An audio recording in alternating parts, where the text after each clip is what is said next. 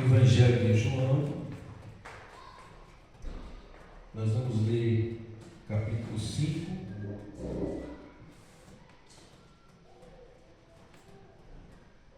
a partir do versículo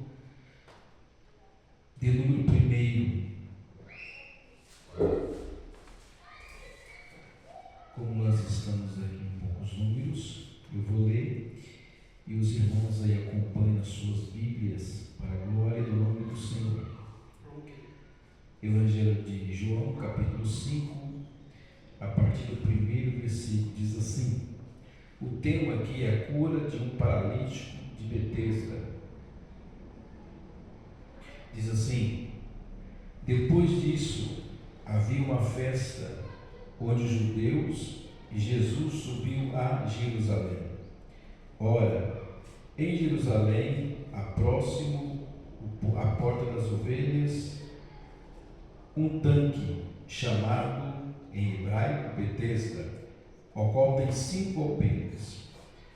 Neste jazia grande multidão de enfermos, cegos, coxos e paralíticos, esperando o movimento das águas.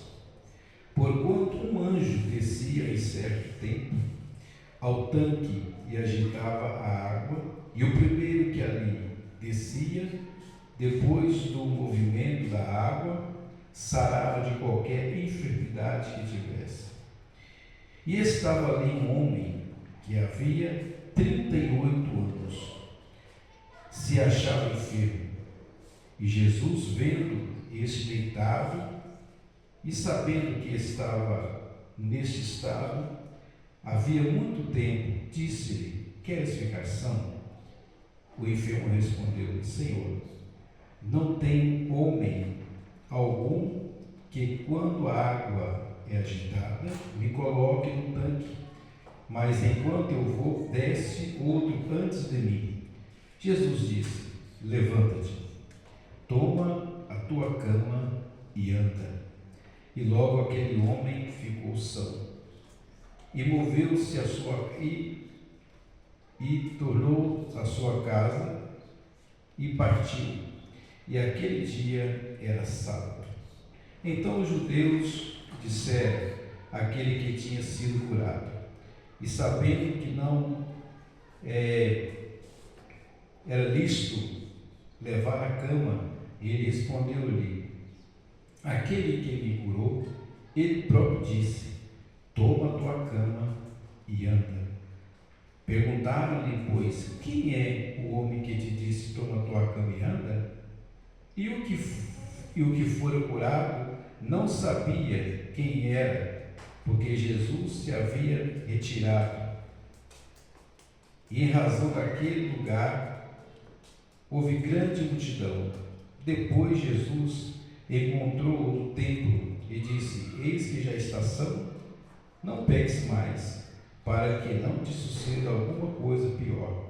E aquele homem foi e anunciou aos judeus que Jesus era o que curara. Amém? Amém. Vamos orar? Maravilhoso e eterno Pai, Senhor, Tu és digno de toda honra, digno de toda glória. Tu és o Deus perfeito, grande, Tu és o Deus poderoso.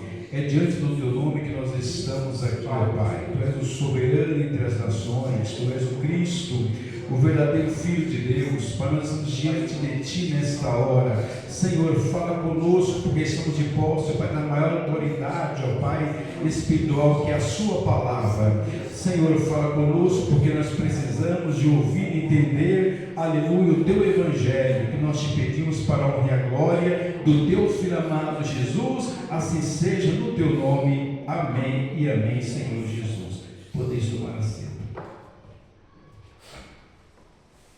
Graças a Deus. Hoje eu queria nessa noite falar sobre as 12 portas da cidade de Jerusalém. E eu li aqui esse texto, porque esse texto fala de uma porta, que é a porta das ovelhas, né? A porta das ovelhas. E para nós começarmos aqui, dentro desse estudo, eu não sei se a gente vai conseguir chegar até onde eu li, porque essa história aqui, ela trata de um paralítico, né? Nós temos o texto aqui, fala de um paralítico. Esse paralítico, ele estava em uma das portas da cidade. Ele estava aqui na porta das ovelhas, né? Na porta, nós vamos falar sobre essa porta. Então esse paralítico estava nessa porta das ovelhas, esperando que a água que ali tinha um tanque e tinha 5 repartição, né? Vou explicar daqui a pouco como é esse tanque. Só estou adiantando aqui para os irmãos. E esse paralítico jazia ali, não só ser paralítico, mas havia grande multidão, né? Nós lemos aqui, grande multidão. E João aqui, ele dá uma ênfase de pessoas nessa multidão. Ele fala que ali havia pessoas cego, paralítico, coxo. Ele dá aqui os tipos de pessoas que estavam ali. São pessoas enfermas, né? E Jesus ele para ali, né, nessa porta, e cura esse homem. É interessante que é o dia de sábado aqui. Para os judeus, há 3 festas importantes. Para os judeus, há 3 festas que são obrigatórias, né? 3 festas importantíssimas para ele, para os judeus, que eles não perdem. Eles fazem tudo para comparecer a essas festas. Primeiro era a festa do Pentecostes. Essa festa era agrupada em 3. Segundo é a festa dos tabernáculos. Eles não poderiam perder essa festa do tabernáculo. E a festa da Páscoa. Essas 3 festas, os judeus gostam de festejar. Faz tipo de festa, né? Festa da Lua Nova, aí tem a festa do Yom Kippur, faz tipo de festa, né? Tem a festa das primícias, da colheita, pães ázimos, vários tipos de festa. Só que essas 3 festas não poderiam perder. E essas 3 festas aqui, ela é feita onde? Em Jerusalém. Então as pessoas vinham de longe, Mateus, para vir nessas festas. As pessoas que estavam no Oriente, que estavam em outro lugar, eles vinham, né? Até porque eles faziam uma romaria, né? Uma romaria de pessoas, um grupo de pessoas, porque para chegar a Jerusalém fica no alto. Você vê que Jerusalém, a cidade de Jerusalém, ela fica no alto. Até porque quando você vê aquela passagem daquele homem que descia de Jerusalém e ia para Jericó, que os ladrões pegaram ele e deixaram ele ali morto, ali, bateram nele, roubaram ele. Então o texto diz que descia. Se estava descendo, porque ele estava no alto, né? Ninguém vai descer no baixo. Então ele descia o homem de Jerusalém para Jericó. Então Jerusalém é uma cidade que ficava no alto, né, no monte. Até porque o templo foi feito no monte lá, no monte onde Abraão levou Isaac para ali molar, né?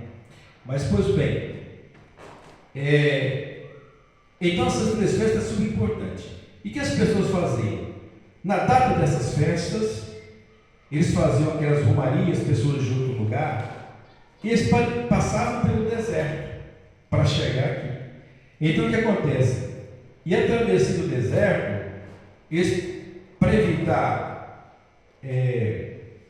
não vou dizer assim, mas perigo, eles vinham com pessoas. Então vem aquela romaria de pessoas, até porque o Salmo fala isso.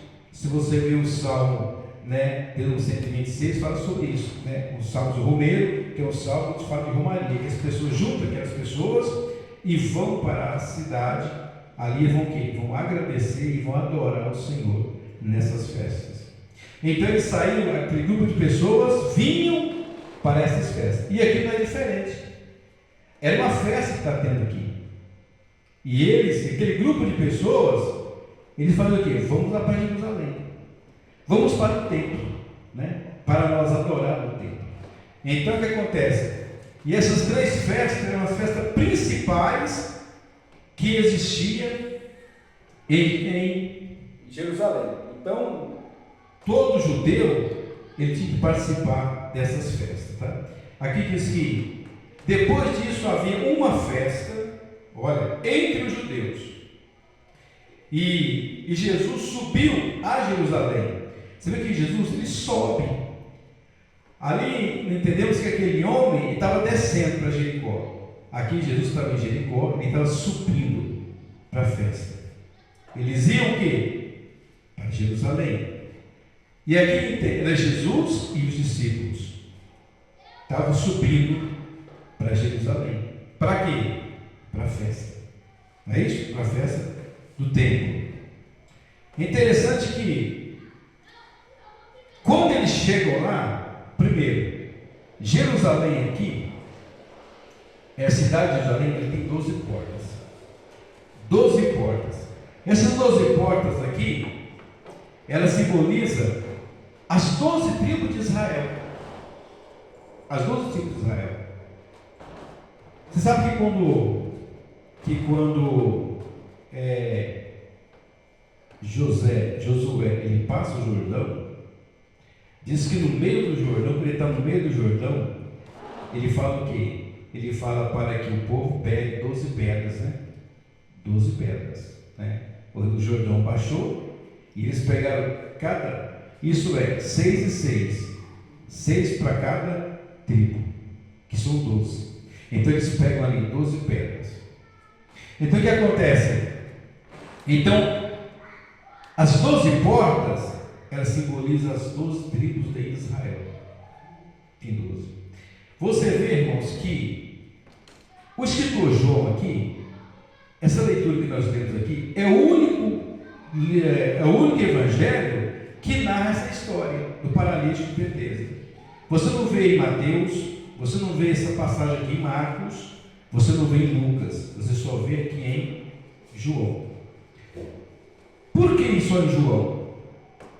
Você sabe que João, você vê do capítulo 1 até o último capítulo de João, você vê que ele tem 7 milagres.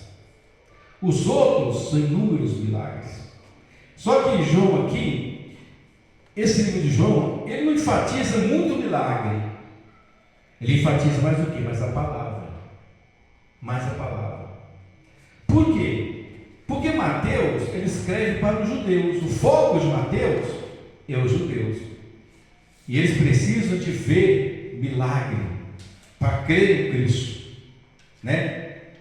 Já Marcos, que é servo, aleluia, ele já é para os romanos, escreveu para os romanos.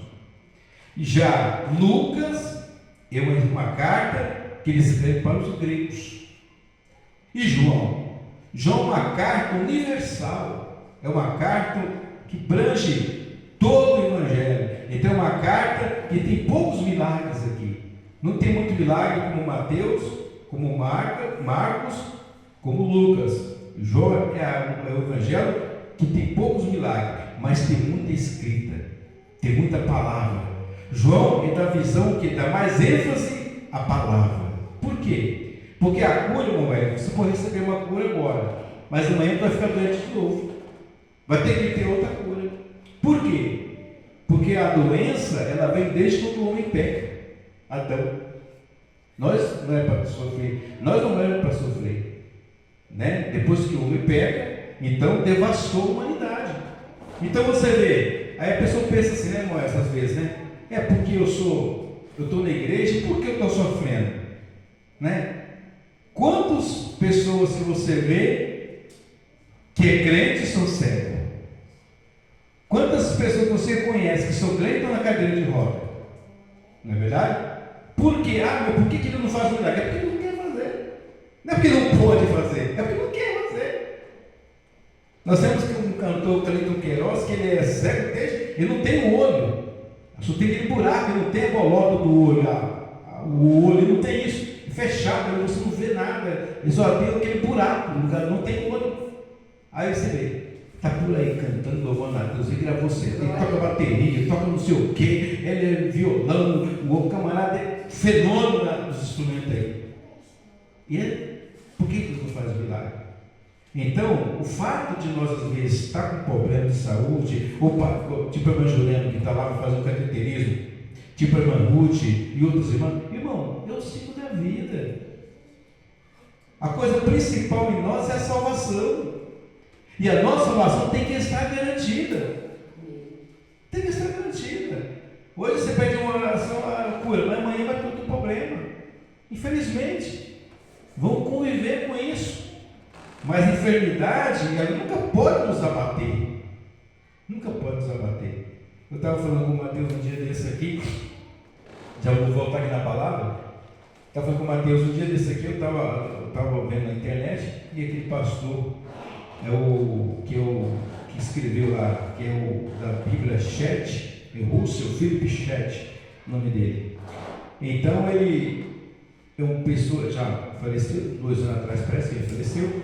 Então ele dizia, já é um senhor de 80, e lá vai cacetada já, né? E ele dizia que ele nunca ficou doente. Nunca ficou doente. Ele dizia, eu nunca fiquei doente. Nunca tive essa experiência com a dor, com a enfermidade. Olha só, 80 lá cacetada. Aí depois você põe na internet as últimas palavras de Russell Chet. Depois ele ficou com câncer na próstata. E estava lá franzininho, magrinha, já era magra, né? Ficou só pele e osso lá, velhinho. E ele dizia assim, eu nunca tive uma experiência com enfermidade. Eu estou tendo agora. E sabe quem falou? Isso para mim é coisa maravilhosa. Olha só, isso para mim é algo maravilhoso. Eu estou sendo abençoado. Eu nunca sofri. Então, a enfermidade, ela vem. Só que a enfermidade nunca pode tirar o nosso foco, que é a nossa salvação. Aqui, veja bem, então, os evangelhos é isso. O apóstolo João aqui, o escritor João, ele está dando mais ênfase à palavra, às escrituras. Porque as escrituras, o que ele fala? Conhecer as escrituras, que são elas que de mim testificam. É a palavra de Deus, né? Quando fala, e conhecereis a verdade, João 8,32, e a verdade vos libertará. Que é a verdade? É Jesus, através da sua palavra. Amém? Então vamos lá. Então, os judeus ele faz isso. Eles têm 3 festas importantes. E aqui o povo estava indo para a festa. E Jesus, com os discípulos, subiu para Jerusalém. E sai da Galileia, vamos para essa festa. Jerusalém, como diz para os irmãos, a cidade ela tem 12 portas. A primeira porta que tem é a porta das ovelhas. Deixa eu sair por último, se eu falar dela já. Vou falar dela já, vai. A primeira porta aqui, não, vamos começar por deixar a coisa depois, se der tempo. Bom, vou falar as portas, depois a gente vai falar o que significa a porta. A porta das ovelhas, a porta do peixe, a porta velha, tá? A porta do vale, a porta do monturo, a porta da fonte, a porta das águas. Essa porta das águas, você vai ver muito isso lá no Antigo Testamento, tá? A porta das águas, aí tem a porta dos cavalos, a porta oriental, que é chamada porta dourada, tá? A porta da guarda, a porta de Efraim e a porta do gado. Então são 12 portas que essa cidade tinha. Primeira porta, vamos falar a porta do peixe, depois eu falo sobre a porta, deixa eu ver o tempo, meu pai, né? Meu Deus, vamos lá, vamos falar porta das ovelhas. Porta das ovelhas. Essa porta das ovelhas, o que ela representa? Bom, essa porta das ovelhas é uma porta dos fundos, a porta do fundo, é chamada porta das ovelhas. A porta das ovelhas, do lado dessa porta das ovelhas, tínhamos o tanque que nós acabamos de ler, com 5 repartições. Essa porta assim, dos fundos, que é a porta das ovelhas, não é uma porta principal. A porta principal é a porta do Oriente, que é a porta dourada. A porta dourada é a porta principal. Mas essa porta das ovelhas é uma porta do fundo. Jesus aqui, ele não vai entrar pela porta principal dourada.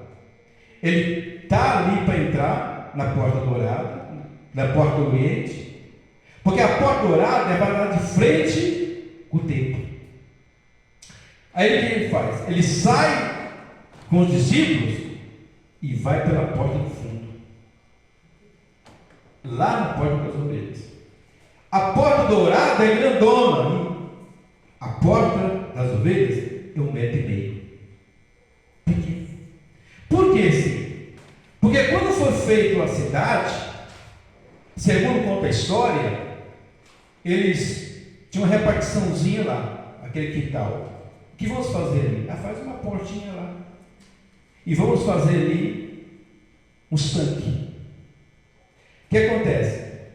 Então Jesus, ele deixa a porta principal e ele vai por essa porta chamada Porta das Ovelhas.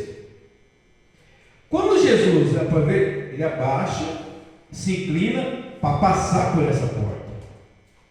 Só que nessa porta, por que existia aquele tanque lá? Aquele tanque existia por quê? E tinha água no tempo de Jesus. Porque as pessoas traziam as ovelhas de longe. E as pessoas nem passavam por frente. Já ia logo para as portas do fundo.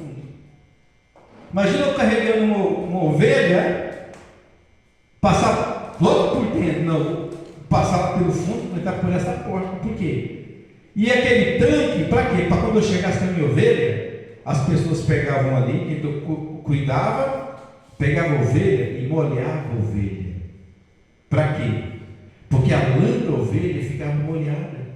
E ali você via se aquele animal tinha algum defeito, tinha algum problema.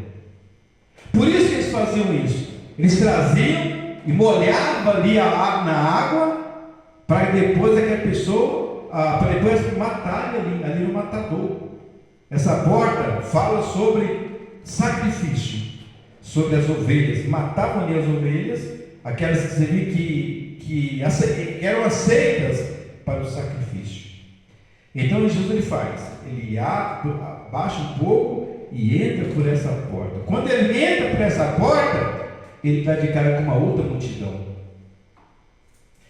Na porta principal existia uma grande multidão para entrar lá. E essa porta principal, que é a porta dourada, as pessoas não pagavam, mas o desejo de todo mundo quando entrar por essa porta dourada é de colocar a mão nos batentes. Por quê? Essa porta simbolizava glória, simbolizava prosperidade. Você sabia que Jesus, olha só, eles tinham a crença que Jesus, quando voltar, vai passar por essa porta. Entendeu? Mas voltando à porta aqui das ovelhas, Jesus ele faz, ele sai da porta principal, vai para os fundos para entrar por essa porta. Quando ele entra por essa porta, ele vê uma grande multidão. Só que não era a multidão que estava lá, perfeita, era a multidão com problema de saúde, a multidão que estava lá coxo, aleijado. Eles tinham uma crença ali, de que o anjo descia, agitava aquela água, não é isso? Agitava, é o que está escrito aqui. Só que tinha um homem que estava ali, nós lemos ali, 38 anos. O homem estava ali, ele é mais velho que Jesus. Jesus aqui deve ter uns 31 anos, quem morreu com 33 anos. Foi morto, né? Com 33 anos. Com 30 foi batizado, 3 anos e meio aproximadamente no ministério de Jesus. Então, o que Jesus depara com aquele homem, Jesus tem misericórdia daquele homem. Imagina um camarada deitado numa cama, há 38 anos, naquele estado. Só que ali não havia só aquele coxo. Havia cego, aleijado, paralítico. É o que diz aqui o texto, que jazia ali muitos enfermos, muitas pessoas. Você sabe por que eles estavam ali, Mateus, naquela porta? Porque na outra porta ele não aceitava pessoas nessa condição. Na porta principal de Jerusalém, essas pessoas eram rejeitadas. Não tem aquele coxo na porta formosa, que Pedro subiu lá, e estava pedindo um coxo, depois entraram no templo. Na porta de Jerusalém, nas portas principais, as pessoas não poderiam ir, não poderiam entrar, nem ficar lá. E estava todo mundo lá no fundo, na porta das ovelhas, onde matava as ovelhas, molhava as ovelhas, onde via se tinha algum problema, e as pessoas estavam reunidas ali. Jesus ele sai da porta dourada, da porta do Oriente, e ele vai lá para o fundo, olha só, Ele vai para os necessitados. Ele vai para as pessoas que mais precisam dele. A Bíblia diz que ele veio para os doentes, não é para os sãos. Ele veio para aqueles que precisam de socorro. Aquelas pessoas que estavam lá, não era eu, era você. Era nós. Jesus, ele deixa lá as pessoas em perfeito estado. Não, eu vou lá. Eu vou passar por ali. Eu vou passar por ali. Então, quando ele desce, que ele vê aquele montão de pessoas, ele olha para um homem. E o texto diz que só aquele homem foi curado. Imagina, né? Por que só aquele homem foi curado? Sendo que jazia muita gente ali. Coxo, aleijado, cegos, todo mundo ali. Mas tinha um homem, esse homem estava à beira do tanque. Ele estava ali, o tanque está aqui, ó. Ele estava aqui, ó, à beira aqui do tanque. O tanque está aqui, ele está aqui, ó. A cama, imagina trazendo aquela cama e colocando lá todo dia aquela cama ali e aquele homem paralítico naquele estado sem se mover. 38 anos nessa situação. Não é 38 meses, não é 38 dias, é 38, quase 40 anos o homem nesse estado. Aí Jesus, ele faz o quê? Ele chega para ele, ele olha para aquele homem e tem misericórdia dele. Jesus não falou, gritou para aquele homem. Não. Jesus queria curar aquele homem que estava ali. Só aquele. Porque Jesus não conhecia aquele homem. Conhecia aquele homem. Ele viu o sofrimento daquele homem. 31, imagina, 38 anos naquele estado. E ele estava esperando o anjo. Mas o anjo não veio. A água não é agitada, nada. Aí Jesus chega e fala no ouvido dele, até abaixo talvez, né? Abaixo lá, o homem dele está na cama. Porque as outras pessoas, todo mundo queria também milagre, não quer milagre. Aquela pessoa, Deus tem misericórdia daquela pessoa. Ele chega para a pessoa e fala: ei, você quer ficar são? Olha, você quer ficar são? Ele começa a falar com Jesus, mas tem ninguém que me ajuda, não tem ninguém. Ele fala que não tem ninguém, não tem ninguém que me ajuda. Porque, poxa, Jesus perguntou isso para ele, se ele tinha ajuda ou não.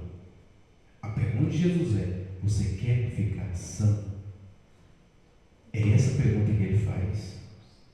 Não está perguntando para você quem pode te ajudar, ou se você tem ou se você não tem alguém. Ele está dizendo: você quer ficar são? Aí ele fala: não tem ninguém colocando tanque quando a água agitada.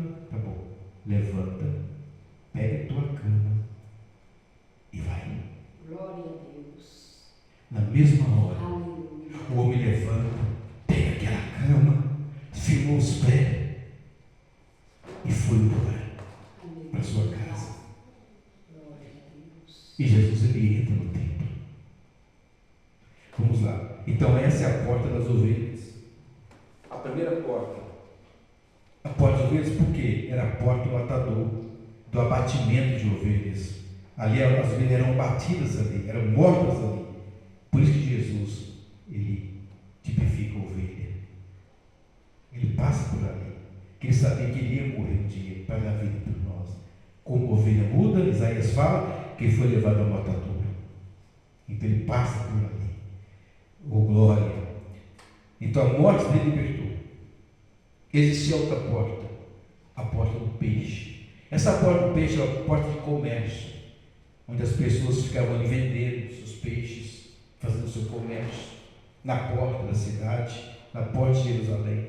Essa é a porta do peixe, né? Ela fala das nossas almas, né? Que quando a porta do peixe, ela fala que Pedro era pescador de peixe, não é isso? Pedro. Então o Senhor fala assim: ó, você não é mais pescador de peixe, a partir de hoje você vai ser pescador de homens. Então o que acontece? Essa porta representa, do peixe, representa a transformação de peixe para almas. Representa isso, nossos dias de hoje. Essa porta do peixe representa a as almas que precisam ser pregadas, precisam ser salvas, né? Em nome do Senhor. Existe a porta velha, né? A porta velha, ela simboliza o passado, tudo aquilo que passou. Você sabe que às vezes, hoje, nós temos uma dificuldade muito grande de esquecer o passado. Esquecer o passado. Tem muitas coisas que aconteceram no passado, uma mágoa, que as pessoas não conseguem perdoar. Não conseguem perdoar.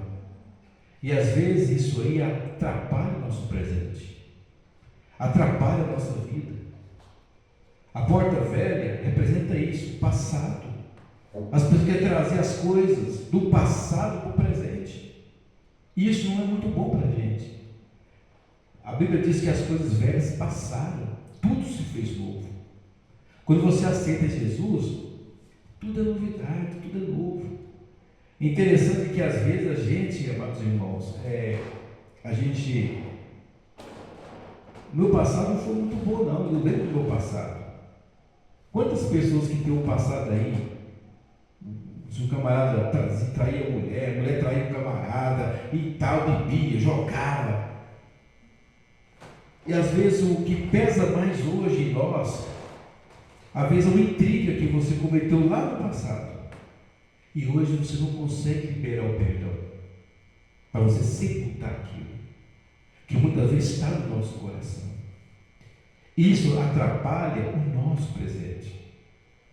Então a porta velha representa isso, aquilo que já passou. Não vamos trazer aqui, vamos sepultar esse abacate, vamos sepultar ele. Nós vamos trazer, ressuscitar as coisas velhas novamente para cá. Não estou dizendo que você não deve orar, não é isso, nada a ver, irmão. Coisa que aconteceu comigo, um exemplo. Eu briguei com aquele camarada lá, eu fiz isso, e aquilo está me prejudicando hoje, por quê? Porque eu não consigo liberar o meu perdão. Eu não consigo fazer isso. Isso às vezes é um obstáculo para o meu presente, atrapalha a minha vida espiritual. E as coisas velhas, elas têm que ser dissipadas do nosso. As coisas velhas, fala isso, ela simboliza o nosso passado. O nosso passado. A porta do vale. A porta do vale, ela tipifica os nossos dias de hoje, tribulação, o desafio que nós enfrentamos na nossa vida. A porta do vale, ela significa isso. As tribulações que nós temos no dia a dia. Deixa eu perguntar para vocês, quem que não passa por tribulação? Todo mundo passa. Quem que não sofre? Não existe isso, todo mundo sofre. São desafios que ele está enfrentando todo dia. Todo dia tem desafio para você. Essa porta do vale significa isso. Quantas vezes você fala, tudo bem, eu estou passando pelo vale, não é sempre? Rapaz, estou passando pelo vale, pelo estreito, pelo deserto. As pessoas falam assim, estou passando pelo vale. Mas o vale, irmão, ele tem um propósito nisso. Tem um propósito. O vale não pode tirar a sua convicção do Deus que você serve. Vale é desafio. E nós estamos aqui desafiando nosso próprio eu. Você sabe que o maior obstáculo que existe hoje, irmão, para nós não alcançar a bênção de Deus, não é o pastor, não é o irmão, não é a irmã, não é a família, não. O maior obstáculo hoje é nós mesmos. É nós mesmos. E quando a gente não conseguir derrubar o meu eu não vou ter uma entrega total. E são desafios que nós, o dia a dia, temos que lutar. O dia a dia nós temos que lutar. Vencer o desafio da vida. A porta do vale significa isso. Vencer os desafios da nossa vida. Os obstáculos que você tem hoje, aleluia, é o vale que você está passando. Mas sabe uma coisa? Passe por essa porta. Passe por essa porta, cantando, glorificando a Deus, que o fim vai chegar. É só uma porta. É só uma porta. Ela não é como se fala, né? Ela não é viaduto, né? Ela não é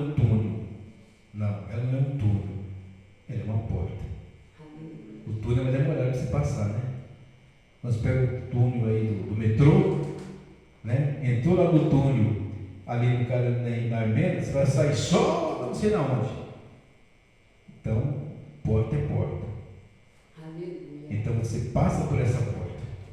E não nos consegue glorificar. Passa tribulações, vence os desafios da vida. A porta do futuro. A porta do futuro é fala de renúncia. Olha. E de perdão e a purificação. O que é monturo? Monturo é lixo. Monturo é lixo. Então o que acontece? Ela fala o quê? Nós éramos no passado.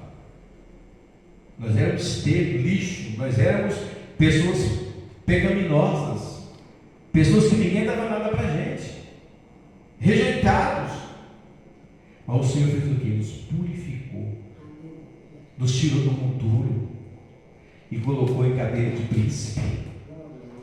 Olha o que Ele faz. Ele tira você do monturo e faz você sentar em cadeira de príncipe. Esse é o nosso Deus. E essa porta, aleluia, muitas das vezes nós não entendemos por que tem essa porta. Que é a porta do lixão, a porta do monturo, é a porta em que as pessoas não entravam. Mas uma porta que significa para nós hoje a redenção. Que Jesus morreu pelos nossos pecados. Nós éramos sujos, nós éramos lixo deste mundo. E o Senhor foi lá e nos reciclou. Oh glória! Ele pega você, irmão, mas ninguém dava nada, né? Pastor Romil, deixa daí, coitado. Pega nós lá e dá um banho em nós. Limpa nós, coloca uma roupinha decente. É como fez com o filho pródigo, né? O filho chega lá e fala: pai, eu pequei contra o Senhor, pequei contra o céu. O filho chega, quando o filho se quebrou todinho, né? Então ele volta lá com o coração, ele quebrou a finança, agora ele com o coração quebrantado, né? Foi necessário quebrar primeiro as finanças dele, para depois quebrar o coração, né? Então ele com o coração quebrado, chegou lá: pai, me perdoe, pai, eu não sou digno mais de ser chamado seu filho, pai, eu não quero nada, eu só quero ser um trabalhador, eu quero sentar ali e te ajudar, porque eu sou um trabalhador da sua vinha, eu só quero isso aí, da sua fazenda. Aí o Senhor fala, chamou os seus serventes, os empregados da casa. Está vendo isso aqui? Só que antes de falar isso para ele, o pai abraçou e beijou. Mesmo estado que ele estava, mendigo, sujo, o pai abraçou. Mesmo ele sendo sujo, mendigo, ele era filho. O interessante que eu vejo aqui nessa passagem, Moés, mas na Terezinha e Mateus, é que quando ele sai de casa, ele sai de jovem bonito, de aparência, gordo, forte, talvez o cabelinho tá Chanel, ele sai roupa de marca, tênis, né? Sai de casa, pega a sua mochilinha, sua malinha de roupa, né? Dinheiro, tudo ali, tudo pomposo, cabeça erguida, curtir. Quero ficar batendo pro pai não, quero curtir. Aí vai. Aí quando ele volta assim. Rasgado, barbudo, cabeludo, magrelo, roupa rasgada, com fome, barriga lá no fundo, talvez os ossos até aparecendo, e o pai olhando assim. Quando o pai vê aquele mendigo chegando, sabe o que o pai fala assim? Quem que está vindo ali? O pai não ficou assim. Quem que é aquele menino lá? Quem que é aquele rapaz? Quem é aquele homem lá? Mudou de rua? Quem que é que está lá? O pai não ficou assim. Quando o pai olhou, é meu filho. É o meu filho. É o meu filho. E ele começa a ficar alegre. Então ele abraça o filho, beija o filho. Depois chama o seu servo e fala: pega esse aqui, ó, leva lá, dá um banho nele. Veste uma roupa decente, uma roupa limpa. Põe calçado no pé dele. Põe calçado. Põe uma roupa nele. Corta o cabelo. Deixa ele bonito. Traz aqui, que eu tenho um presente para ele. Quando ele chega para o pai, o que é pastor aí para mim, pai? Vai me colocar no banco, pai? Não. Eu tenho um anel para você. Aleluia. Por glória. Glória a Deus. E vou pôr um anel no poder. É isso que eu vou fazer com você. Você é meu filho. Não é trabalhador, não é nada. Você é meu filho. Tire nós do monturo e faz sentar em cadeira de príncipe. Isso é a porta. A porta do monturo. A porta da fonte. Olha, a porta da fonte, ela fala de Jesus como a fonte de vida. Jesus é a água da vida. Glória a Deus. Passamos por essa porta, por quê? Porque nós reconhecemos que Jesus é a água da vida. Ele chega para aquela mulher lá, né? Lá em João 4, uma página depois, antes dessa, a mulher vai tirar água ao meio-dia, né? Quando ela chega lá, Jesus está lá na fonte. Aqui está o poço. Aqui está o poço. Os discípulos foram para a cidade comprar comida. E Jesus pegou uma pedra, senta lá na pedra e fica ali. Aí vem a mulher com o cântaro chegando. A mulher está vindo com o cântaro. E aqui está o poço de Jacó. A mulher está vindo. E Jesus só ali em pé. Estratégia de Jesus, sentado. Estratégia de Jesus. Estratégia. Jesus sabia que a mulher vinha ali. Aleluia. Aí quando a mulher chega assim, começa a pegar o canto para pegar água, Deus fala assim: mulher, tá de beber. E a mulher olha para ele e fala: por que você está conversando comigo? Você não sabe que o samaritano não comunica com o judeu? E eu sou mulher samaritana?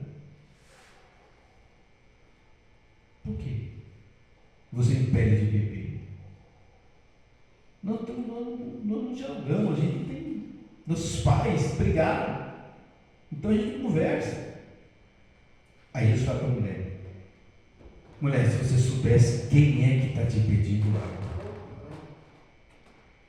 se você soubesse quem é que te pede água de beber, você daria. Você não sabe quem sou eu. E a mulher fala assim: você não tem como tirar, você é fundo. Não é isso que a mulher fala? Ele fala: eu te daria água viva. Essa aqui, ó. Eu te daria água viva. E a mulher fala: como você vai tirar? Eu não estou vendo você com a corda na mão, estou vendo você com o bode na mão, não estou vendo você com corda para puxar, não estou vendo você com o cano. Como você vai dar água? Você não tem como tirar, não tem como puxar. E o poço é fundo. Como você vai dar água? Jesus falou assim: ó, a água desse poço você vai tornar ter sede, mas é que eu te der, você nunca mais terá sede. Nunca mais terá sede. Porque dentro de você vai brotar uma fonte. É essa fonte aqui, ó, fonte de água viva. É essa fonte. Essa porta, a porta da fonte de Jerusalém, representa Jesus como a fonte de vida. A porta das águas, a entrada para a vida espiritual, a porta das águas. Você sabe que as águas, nós temos o batismo, né? O batismo, ele é o quê? Sepultamento. É sepultar a pessoa. Batismo quer dizer sepultamento. É quando você morre para o mundo e vive para Deus. A sua velha vida ficou lá embaixo. E você vai surgir uma nova vida. A porta das águas fala do novo nascimento. Novo nascimento. Você crê que Jesus é o seu Salvador. Essa porta das águas aqui, várias no Antigo Testamento, eles se reuniam dentro dessa porta das águas. Vários reis, profetas, vamos reunir na porta das águas.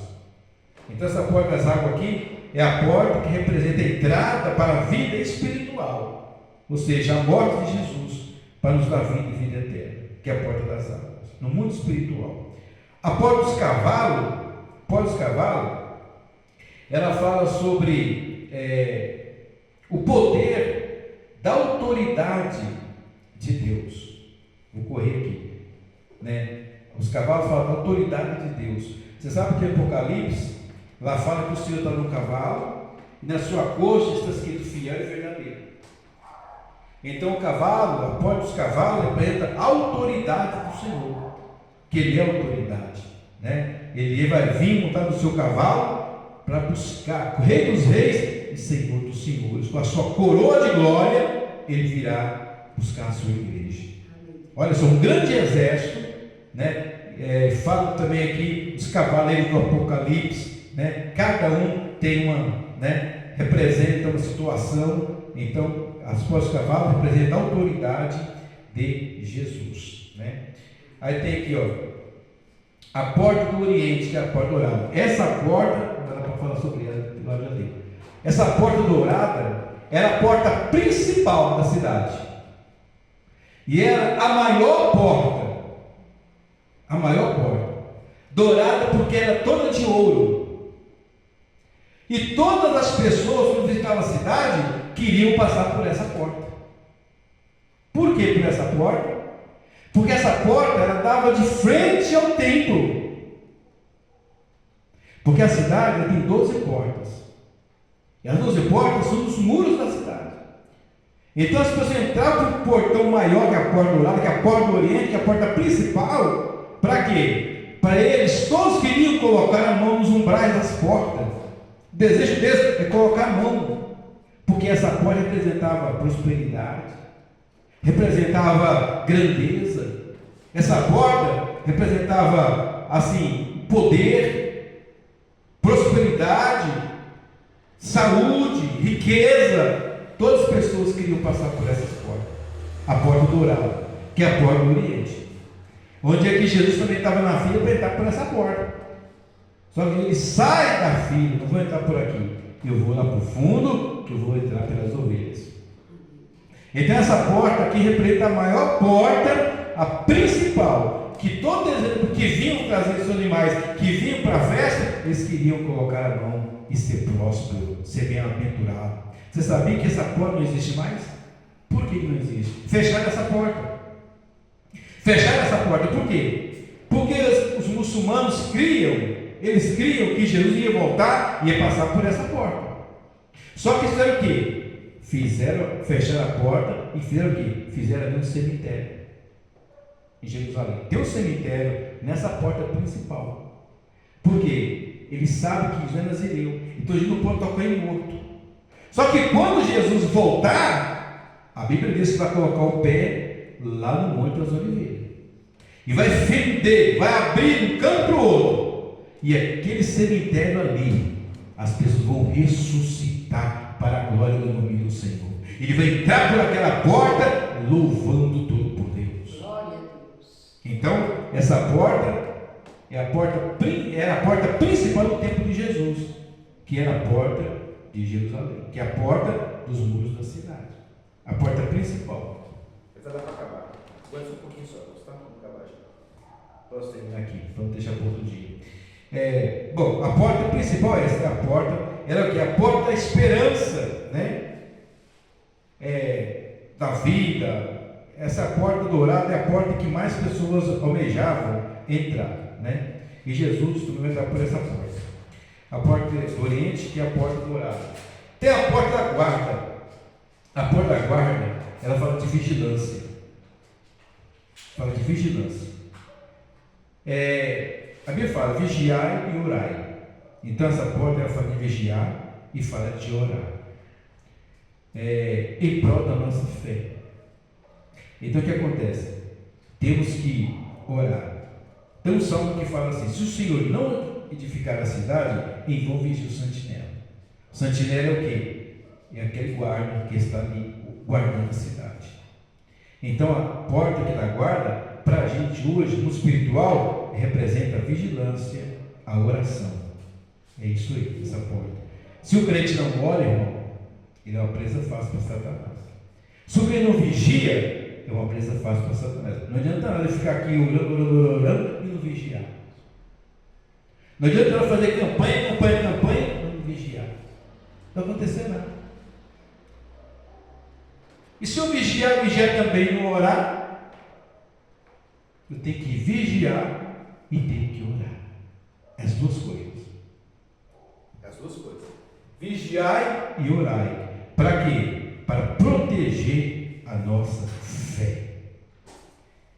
E a penúltima porta aqui, a porta de Efraim.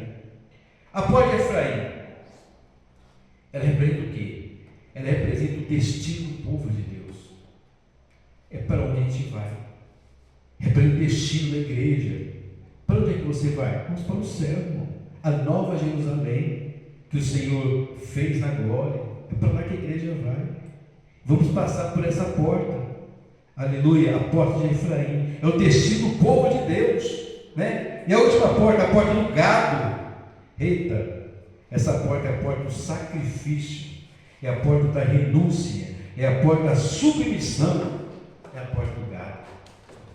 Você sabia que o gado, antigamente, o novilho, ele era imolado para sacrifício.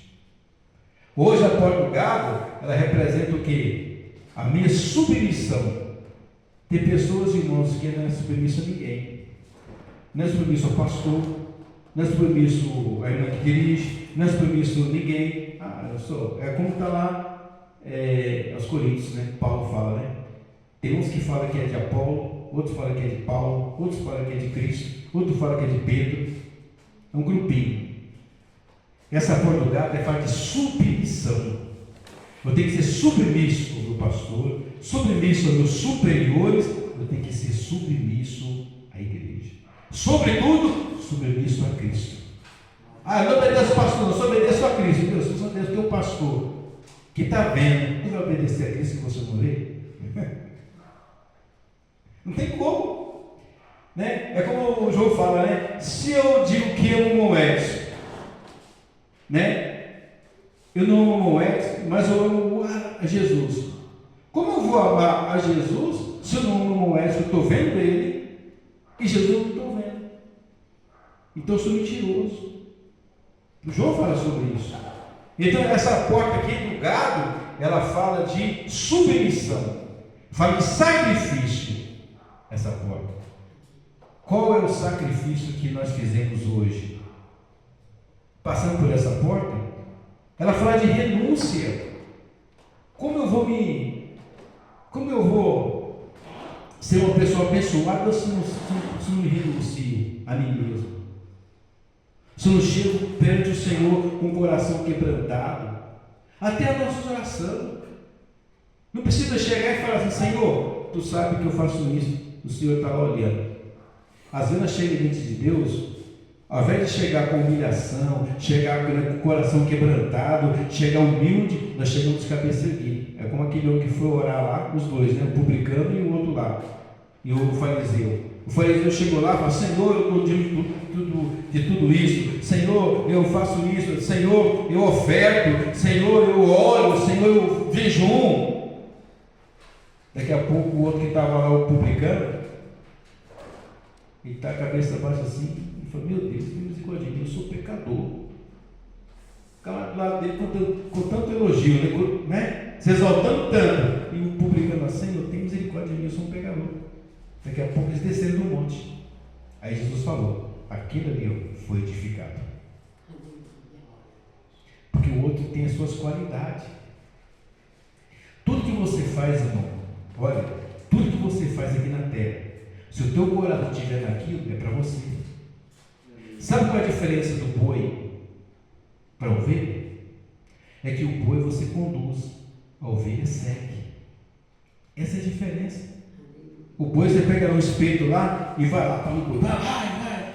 O boi quer ir para lá, você vai com o cavalo para lá e toca boi. E pá! E o boi vai na linha. O boi está sendo você, vai ferrão nele, volta para aqui vai. A ovelha não. Ovelha, fulano de tal, ela ouve a voz do pastor. Ela conhece a voz do Senhor. Vem, a ovelha. A diferença é essa: que o boi você tem que conduzir, você tem que guiar. A ovelha não. A ovelha ela ouve a voz e ela segue. A diferença dos animais é isso. É interessante que aqui, Mas o boi aqui, ele representa servo, ele representa a minha renúncia, e às vezes a pessoa é crente, mas não renunciou do pecado, fala mal dos outros, fala palavrão. Que espécie de renúncia é essa? Que espécie de crente que você é? Fala mal do pastor, fala mal das igrejas, fala mal do centro de Cristo, vai reclamar da vida. Que espécie de renúncia é essa? Você tem que renunciar, tem que chegar lá assim, eu tenho misericórdia de mim. A Bíblia diz que a língua, ela incendeia uma mata toda, né? É um membro do corpo que ela incendeia uma floresta. Então tem pessoas que estão na igreja, nem todas as pessoas que estão na igreja são crentes. Não. Nicodemos, ele era o chefe lá do Sinédrio. Qualquer dia eu pregar sobre isso aqui. Você sabe que esse chefe do Sinédrio é como se fosse o ministro Alexandre de Moraes. Sabia disso? Ele era o príncipe do Sinédrio. Ele era da corte. O Sinédrio era isso. Era o ministro da corte. Nicodemos era isso aí. Aí ele chega lá e falou: tem coisa de noite. Por quê? Para ninguém ver. Por isso que foi coisa de noite lá. Porque ninguém vê você chegar para Jesus. Aí ele fala: bom mestre, por que você me chama bom? Sendo que já cortou logo, né? Sendo que é um que está bom, que é Deus. Eu sei que você é de Deus. Eu sei que você vem de Deus. Porque ninguém consegue fazer os sinais que você faz se Deus não for com ele. Aí ele falou: beleza, ótimo, gostei. Mas você precisa nascer de novo. O homem teólogo, chefe, príncipe, conhecia a Torá de capa a capa, mas o Senhor falou para ele: você tem que nascer de novo. O que você sabe, para mim não interessa. Tem que ter outra experiência. Tem que ter a experiência da água. Tem que ter a experiência do novo nascimento. O importante não é você estar na igreja, o importante é você nascer de novo. Amém? Se coloca de pé. Senhor, obrigado a Deus pela tua palavra. Obrigado, Senhor, por esse ensino, por essas portas, o Pai do Senhor tem que colocar nos corações. Abençoa os teus filhos que estão presentes aqui nessa noite, para nos ensinar da novidade de vida. Eu que eu te peço, para o teu filho amado Jesus, assim seja no teu nome. Fica conosco, ó Pai. Que o grande amor de Deus, que a graça do seu Filho Jesus Cristo, que a doce consolação do Espírito Santo esteja com essa amada igreja e com ela permaneça não só hoje, mas para todos sempre. A igreja está comigo? Amém. Palmas para o Senhor.